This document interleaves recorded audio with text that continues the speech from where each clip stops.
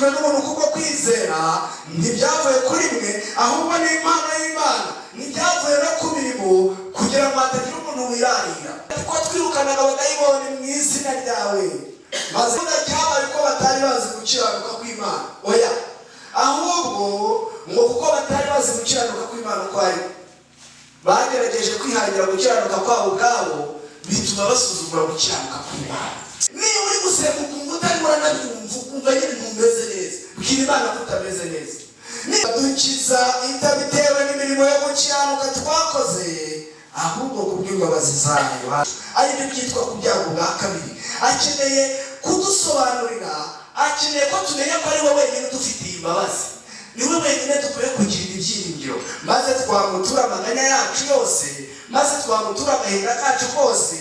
Uwiteka azatubabarira, kandi Uwiteka akeneye kuduhindura bashya, maze akaduha umwuka wera nk'uko byagize mu nyanja hose.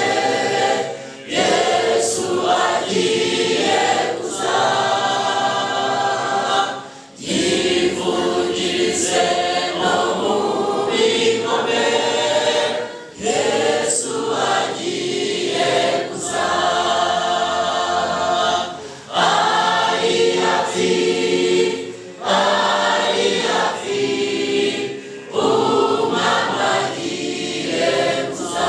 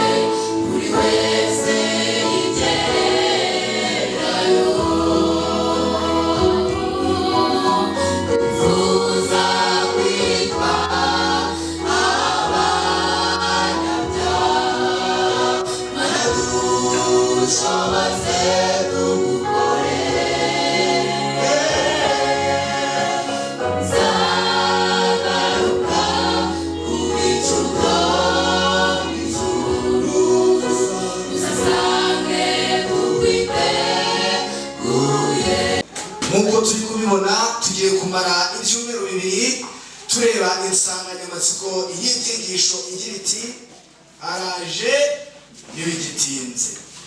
Igihe kirekire cyane kuva n'umwana twiga ko Yesu azagaruka. Nyamara iyo tuvuze ko Yesu azagaruka cyangwa tubwira abantu ko Yesu azagaruka, usanga abantu benshi tuhita duhuriza mu kuba Yesu yaratinze. Iyo uganira n'umuntu ndetse benshi muri iki gihe bamwe bakubwira ko batakomeza kwiringira cyangwa kwizera Imana kuko igihe bizeraga Imana muri 90 bategereje ko Yesu ari bugaruke, ko Yesu ataje. Abandi bakakubwira ko mu mwaka w'ibihumbi 2000 bagiye kuri stade bizeye ko Yesu ari buze, bizeye ko byarangiye, nyamara ngo ntiyaje. Kandi koko ubirebye ubona ko ataje. Ndetse mu mwaka w'1924 kera cyane ku bakurambere b'itorero ryacu, nabo bamaze igihe kirekire cyane bategereje kugaruka kwa Yesu, maze bagurisha ibyabo, maze bafata igihe. Naratangaye cyane ndebumete bari bafite igihe rero niga intambara ikomeye, ukuntu ngo rwose ikintu cyabaga kibashishikaje ari ukumva ko bemewe n'Imana. Indamukanyo yaba yabaga ari uko Yesu agiye kugaruka, ngo abantu bari bashishikajwe no kwihana no kwatura ibyaha byabo. Nyamara ku musozo w'amatariki yari yarashyizweho ntabwo Kristo yagize gute, ntabwo yaje. Igihe rero niga mu gitabo cy'ibyaduka byo mu minsi y'imperuka igituma abantu bagiye bashyiraho amatariki yo kuza kwa Yesu nyamara bikarangira ataje. Impamvu Imana itavuze itariki nyakuri yo kuza kwa Yesu ngo nuko mu bwenge bw'abantu batari gukoresha neza ayo makuru. Ngo Imana iramutse ivuze umunsi ikavuga n'itariki izaziraho, ngo abantu ikintu twahita dukora ni uguhagarika. Yewe muri kuruhimbi ni kubwiriza, hari igihe nahita byihorera nkavuga ngo reka ngende mbanze n'ibyanjye nkora, noneho ya tariki nabwiwe niyegereza nzahita nza nkunda Imana. Mbese siko byagenda? Abenshi siko twabigenza. Umuntu akavuga tukoreka mbanze nubake, undi akavuga tereka mbanze nige, noneho nibwo nahura nk'iminsi 3 nzahita nza nihana. Byese bigibutsa kera hari ukuntu nakundaga gusenga n'umwana nyine avuga ni Imana izambabarira ijya gupfa izabimbwire mbanze nihana. Ariko abantu batekerezaga nanjye. Nyamara igihe cyo kwihana Yesu yaravuze ngo iyaba nyir'urugo yamenyaga igihe umujura azazira yakabaye maso, ntabwo yamukundira gucukura inzu ye ngo atware ubutunzi bwe. Umunsi wo kuza kwa Kristo uregereje, uri vuba, ndetse kuwitegura neza ntabwo ari ukubara nk'uko nabonye muri iyi minsi abantu bongeye bakadukana ibintu byo kubara imyaka ngo mu mwaka w'2027 ngo Yesu azaza. Reka mbabwire, muri ibi byumweru 2 tuzareba ikintu Bibiliya n'Umwuka w'abahanuzi bivuga ku matariki no mu kuza kwa Yesu. Ariko icyo bamenyesheje ni kimwe: niba ukeneye kwitegura kugaruka kwa Yesu, wikore none. Haleluya. Mbese abantu bari bafite ishyaka mu mwaka w'ibihumbi 2000 bategereje kugaruka kwa Yesu, ubu bose baracyariho. Mbese ubu baracyariho. Yewe nanjye abakecuru nasanze mu itorero batwigisha batubwira ibyiringiro, abenshi maze kubagerenzaho itaka.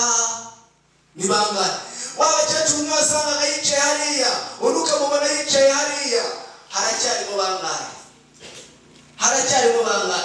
Yewe nabo abakecuru twagiraga Papa Debo ngo twasuraga ngo bo mu rugo batereraga mu rugo, hasigaye bangahe?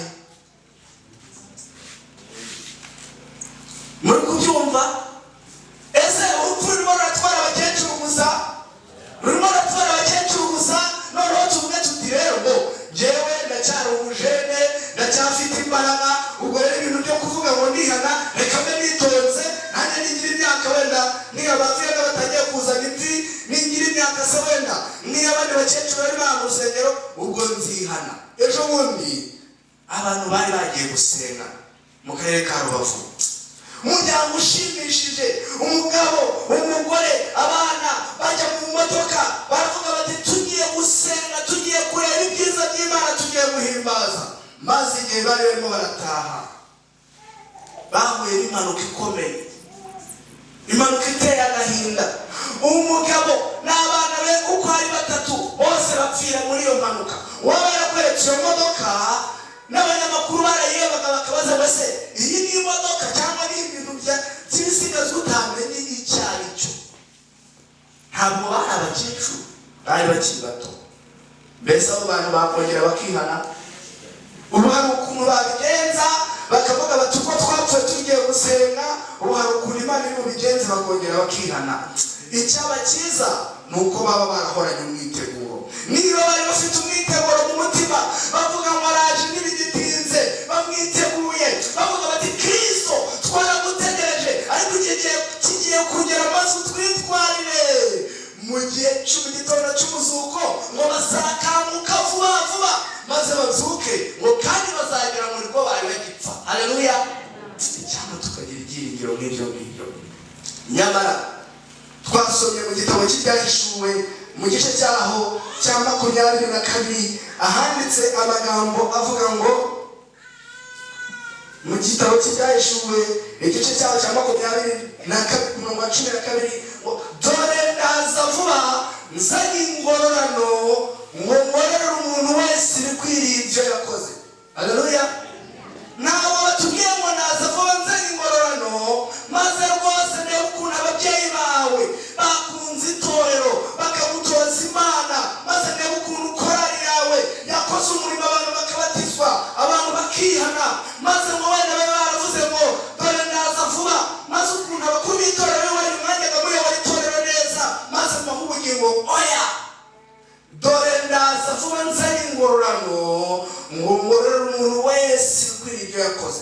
kandi reka babwire, hari igihe umuntu ajya avuga ngo babesheye, ngo bafatiye ibyemezo, ngo bavuze amagambo, ariko ndakubwira ko mu rubanza ruheruka nta muntu uzakubeshyera. oya ahubwo Uwiteka aravuga ngo ndagororera umuntu wese ibikwiriye ibyo yakoze. Haleluya.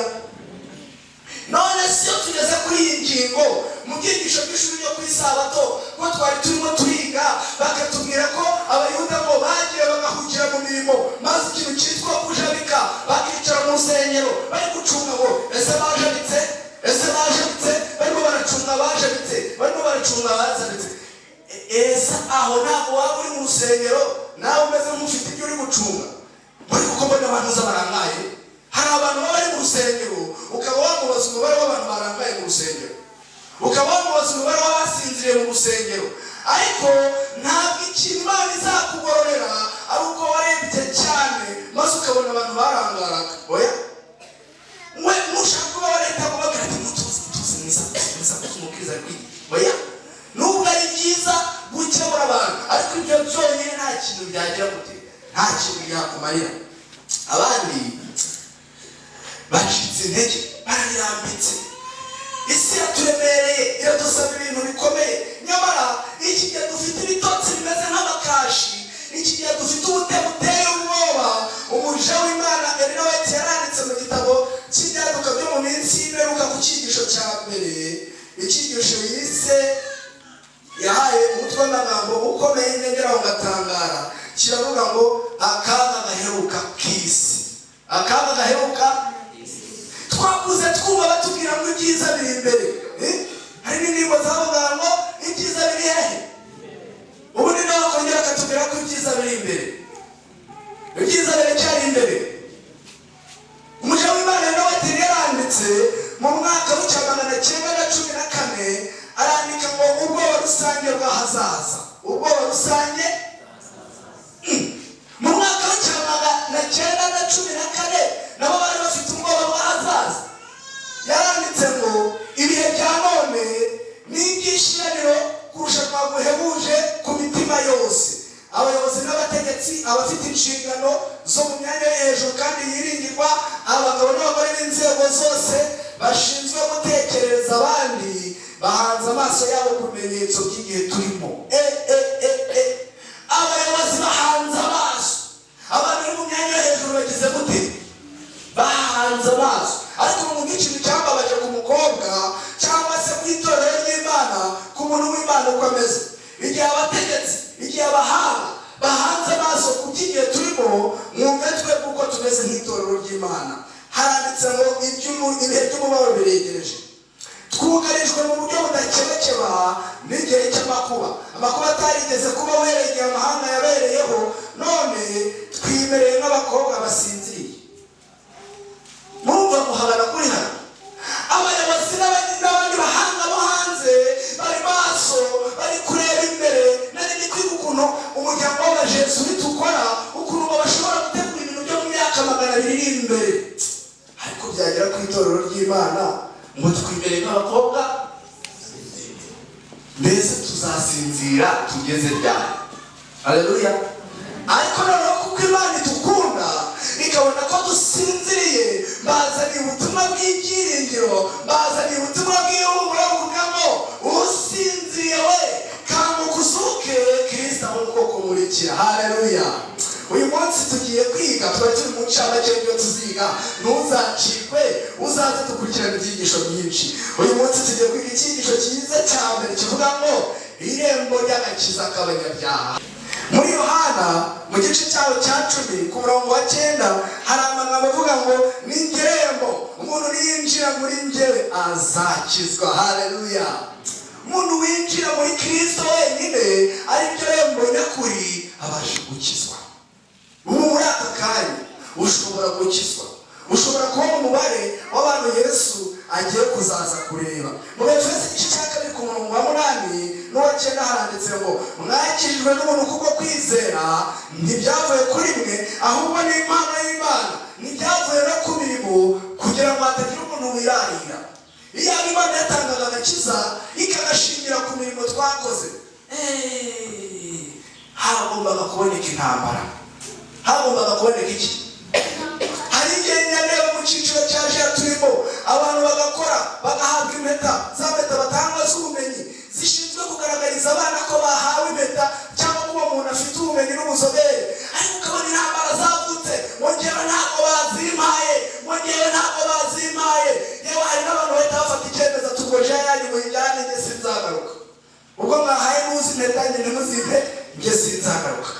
Imana ishimwe kutazashingira ku bikorwa by'ibifatika n'ibigaragara nk'uko twebwe abantu dushingira ku bifatika.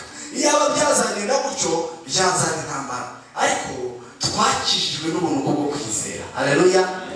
Ntabwo byava kuri twe, oya, wenda kubwiriza cyane, wenda kuririmba korali zitanze zituruka kure ziranyagirwa, yego ni byiza, ariko ibyo ngibyo ntabwo wabifata ngo bizure bw'Imana uti noneho rero naje nazana indirimbo zanjye.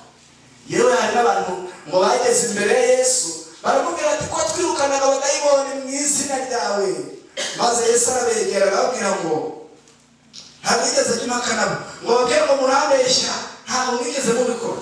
Yarababwira ati koko mwarabikoraga, koko ariko ikibazo mwabikoreraga kwihimbaza. Kandi Yesu yari yarigishije ngo ntitugakorere ibyiza kugira ngo abantu baturebe. Aranavuga ngo nimukora ibyiza ngo babashime, ubwo ingororano yanyu mugize mute? Ubwo nimukorera ngo ushimwe, ntutegereze ingororano yo mu Byahishwe 22. Ariko rero ubuntu bw'Imana burashaka kudukiza.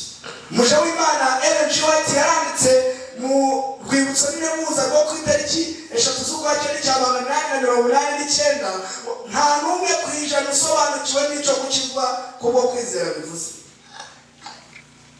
Nta n'umwe ku ijana. Sinzi niba ubu bahanga turi ijana rigeraho. Iyo dusomye ibingibi abantu bahita bavuga ati rero ngo ibyo padiri yavuze nibyo, ibintu by'Imana ni amayobera matagatifu, ubwo ntimukaturushye. Ariko mu Baroma igice cya 10 Pawulo yanditse amagambo avuga ku Bayuda, ntabwo icyaha cy'Abayuda cyabaye ko batari bazi gukiranuka kw'Imana, oya, ahubwo ngo kuko batari bazi gukiranuka kw'Imana kwari bagerageje kwihangira gukiranuka kwabo ubwabo, bituma basuzugura gukiranuka kw'Imana.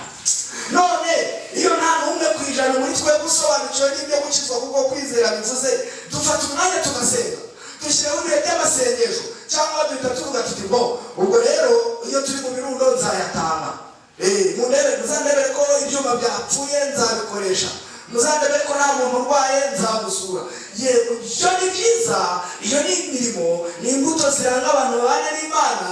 Ariko igihe wumva udasobanukiwe kwizera Imana icyo ari cyo, ukwiye gusenga usaba Imana kugira ngo iguhe kwizera. Haleluya.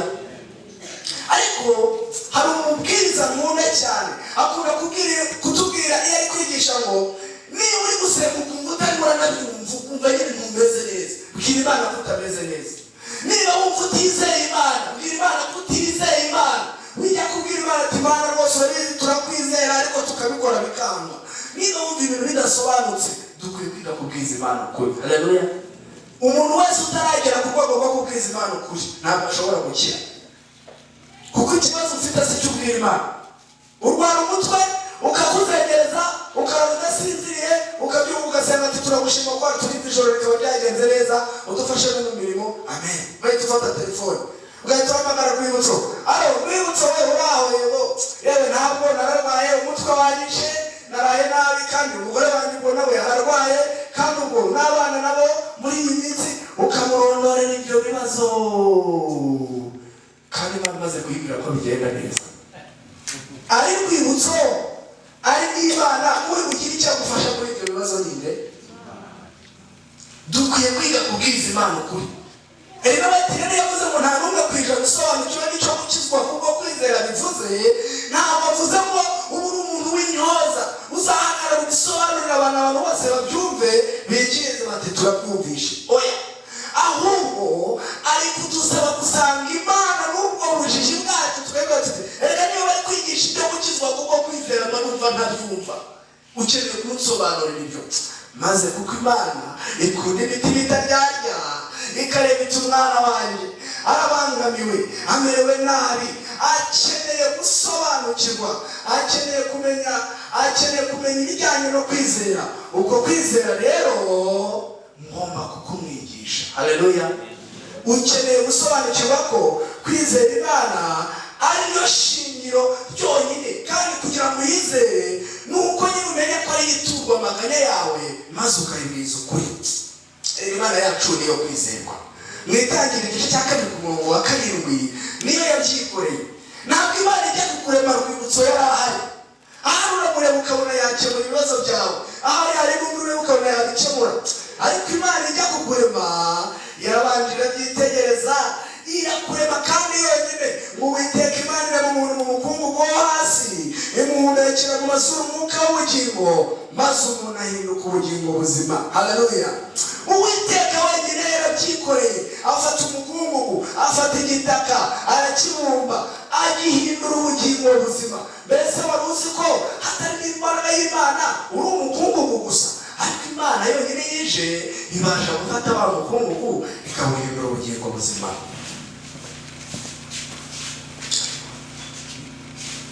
Rero hari ikintu dukwiye gusobanukirwa twese. Uri ubusa, yewe nanjye ndi ubusa. Hari igihe njya nirebera mu bushobozi wenda cyangwa ukirebera mu bushobozi ukirebera mu mbaraga, ariko icyo ukwiye kumenya ni uko uri ubusa. Yewe nanjye nkaba ndi ubusa, ntacyo wakwigezaho.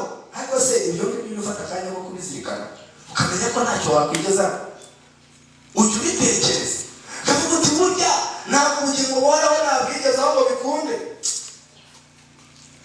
Birababaje. Umwami yaranditse ati iradukiza itabitewe n'imirimo yo gukiranuka twakoze ahubwo kubw'imbabazi zayo. Haleluya.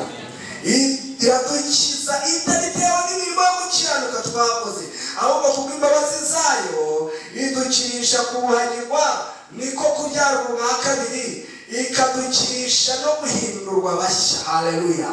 Uwiteka akeneye kuduha impinduka mu mitima yacu, aribyo byitwa kubyarwa ubwa kabiri. Akeneye kudusobanurira, akeneye ko tumenya ko ari we wenyine dufitiye imbabazi, ni we wenyine dukwiye kugira ibyiringiro, maze twamutura amaganya yacu yose, maze twamutura agahinda kacu kose. Uwiteka azatubabarira kandi Uwiteka akeneye kuduhindura bashya maze akaduha umwuka wera, nk'uko byanditse mu rwandiko Pawulo yandikiye Tito mu gice cyaho cya 3 ku murongo waho wa 5. Dusoma kandi abantu bavuga ngo ninde wicaye hano muri twebwe uko turi ahangaha utaragiriwe ubuntu.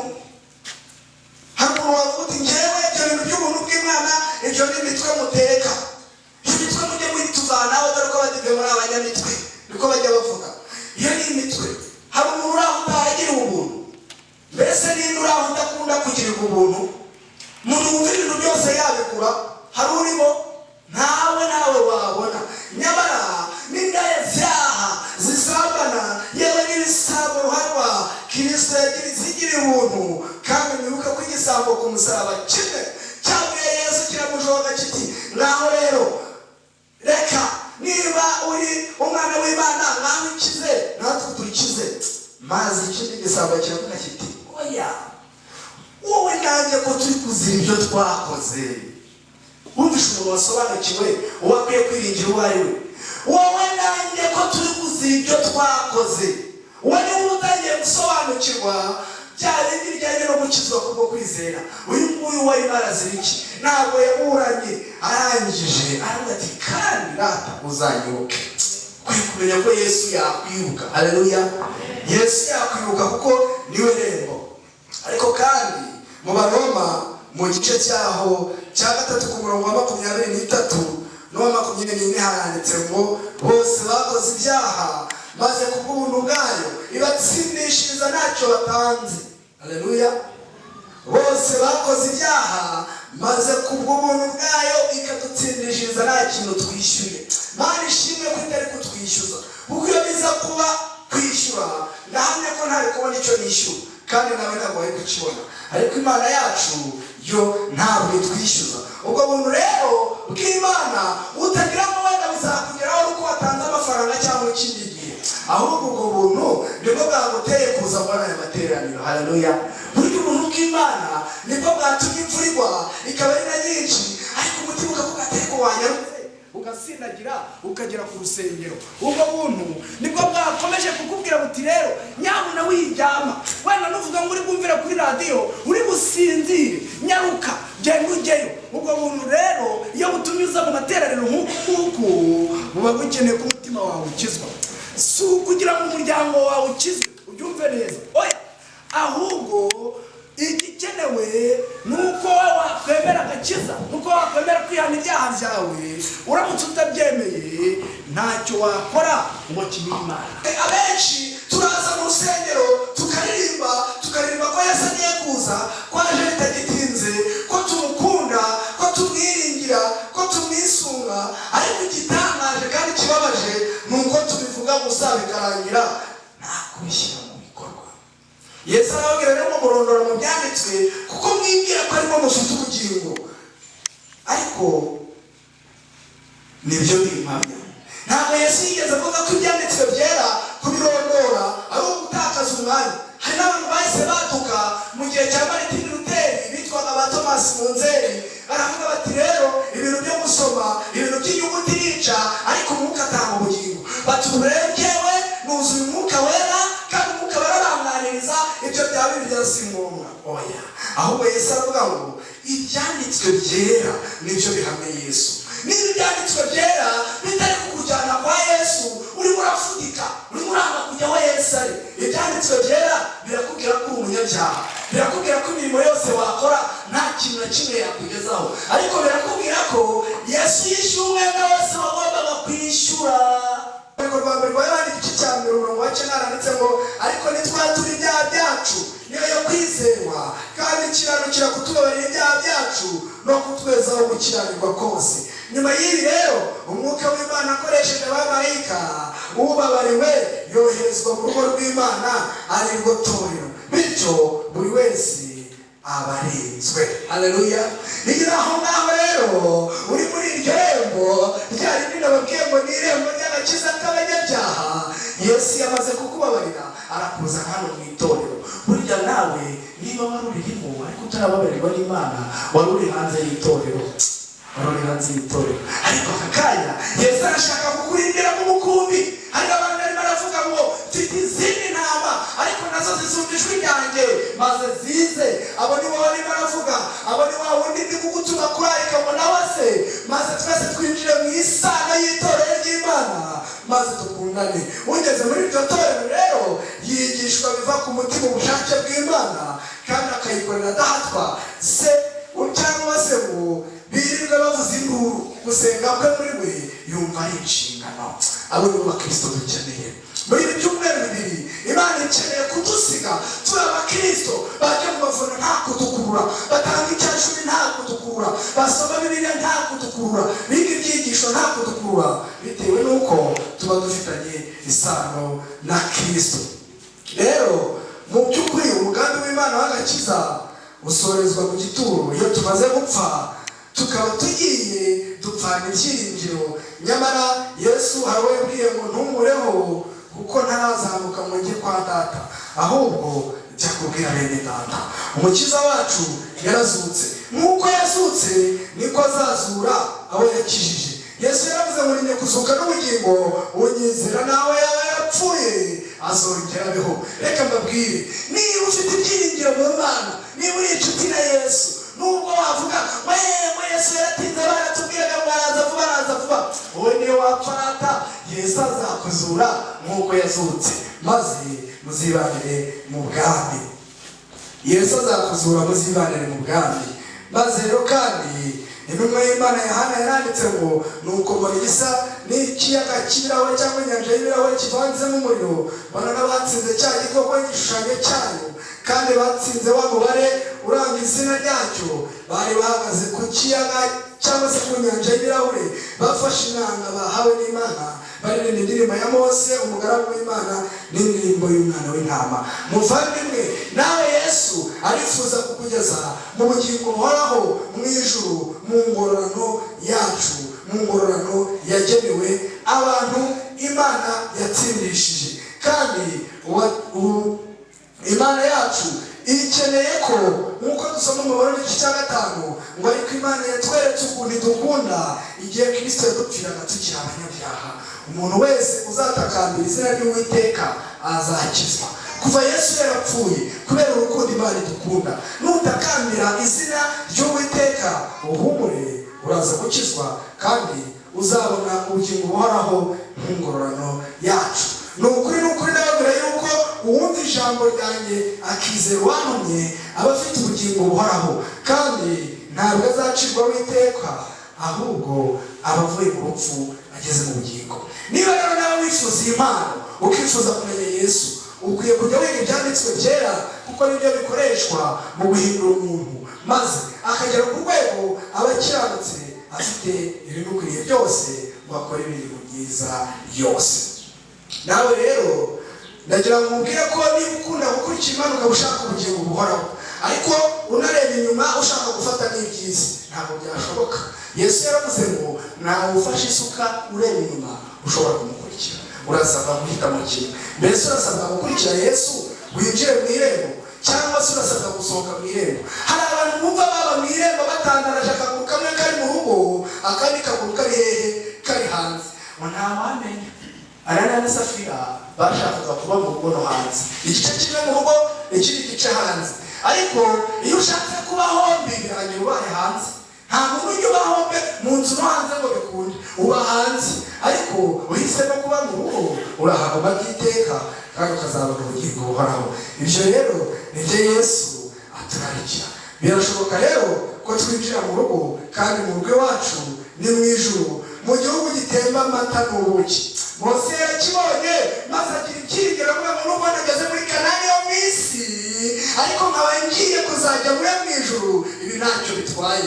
Reka nkubwire, niyo wapfa aka kanya, nanjye niyo napfa, ariko nzajya muri Kanani yo mu ijuru, ntazabana na Mose, nanjye ntacyo bitwaye, nawe ntacyo bitwaye. Ntuzongere kuvuga ngo Yesu aratinze. Rero Yesu ntabwo yatinze, ahubwo Yesu ategereje ko umubare w'abasinziriye ugwira, n'abakihugwira akazitwijyanira iwacu mu ijuru. Ukeneye kwihanganira na Kristo usenga, maze akakubabarira ibyaha bye.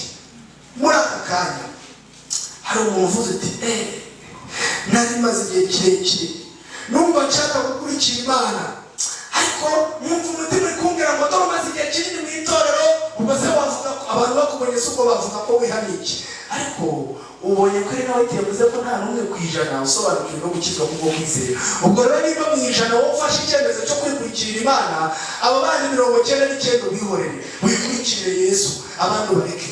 Mukiza umukurikire n'abandi niyo batabyitaho, maze tuzibanire mu bugingo. Imana irararika. Ndasaba umuririmbyi w'itorero waturirimbe indirimbo y'101 kugira ngo igihe urimo urabitekerezaho uri gutambuka uvuga uti najyaga mba mu rugo igice kimwe ikindi gice kiri hanze mwumva nzabifata byose bikunde mwumva najya muri utwo hanze ngakora n'utundi two kwa Yesu ariko ukabubanye ko birangiye umuntu agiye hanze burundu ukavuga uti oya aho kugira ngo njye hanze burundu ahubwo ngiye mu nzu burundu. Yesu aravuga muri ngengo umuntu niyinjira azakizwa nawe aragutegereje kugira ngo ukizwe. Nicyo cyo gusabira kandi nibyo nanjye nisabira mu izina rya Yesu Kristo umwami wacu, amen. Yesu aguhamagara none arakwifuza uyu munsi, iki gituma wagakwitaba ukayobagurika. Uyu munsi Yesu arakurarika. uyu munsi Ariye wavuga ngo nzihana amavuna arangiye nyamara ntabwo bizire yo amavuna azarangira uciwe. Imana ikomeze kuganira n'imitima yacu maze kandi turashima mwene data uteye intambwe akemera gukurikira Yesu. Iki cyemezo abafashe hari abantu bagisuzugura. Imana igumugisha nawe. Hari abantu bagisuzugura ndagira ngo batuzanire igitabo cyitwa kugana Yesu tumuhe impano ndetse tubahe impano kuko Yesu yaravuze ngo umuntu uzamamiriza imbere y'abantu nanjye nzamuhamiriza imbere ya data n'imbere y'abamarayika bera. Ariko umuntu uzatinya kumamiriza imbere y'abantu nanjye rwose nzatinya kumuhamiriza imbere ya data n'imbere y'abamarayika bera. Kuki watuma Yesu azagira ipfurwe ryo kuguhamya ngo abamarayika be banga baturiya turamuzi? Ukwiye guhitamo Yesu. Bene data, iyi mpano yitwa kugana Yesu. Iki gitabo nicyo cyatumye mba inshuti na Yesu. Nshimye Imana ko n'umuntu wa mbere tugiye muri gitabo muri aya mavuna aricyo gitabo tumuhaye. Iki ndabizi ko kizakugeza kuri byinshi. Umwuka w'Imana azabane nawe mu gukiga kandi nawe Bibiliya iravuga ngo umuntu nawe ari umwana amenyekanira mu byo akora. Niba imirimo itunganye umwuka wera azamukoresha, Imana izabakoresha iby'ubutwari. Reka dusenge Imana. Data mwiza, Mana ikomeye, turagushimye kudukunda, izina ryawe rihabwe icyubahiro. Dutangiye amateraniro aho tugiye kuzareba ukuntu isi yiteguye iri maso nyamara twe tukaba dusinziriye. Ariko mbere yuko tubyinjiramo uduhaye amahirwe yo kongera kwiyunga nawe. Turagusabye ngo uduhe rwose kugurira imitima yacu maze tukwakire kugira ngo ubwo tugiye kurarika abashyitsi batazaza bakadutanga agakiza kandi ari twe twabazanye, ahubwo twebwe nawe tuzararika twese uzadukungingo. Kandi turabizi ko ufite ari bwinshi. Uduhe kugira ngo imitima tuzajya gukomangira turarika bazatwakirane yombi kandi bose ku musozo w'aya materaniro tuzanezezwa no kugushima kuko amateraniro yagenze neza. Ariko ikiruta ikindi uzaduhe guhurira mu ijuru iwacu aho tutazatana. Mu izina rya Yesu tuzabane n'abana bakwiyeguriye, amen.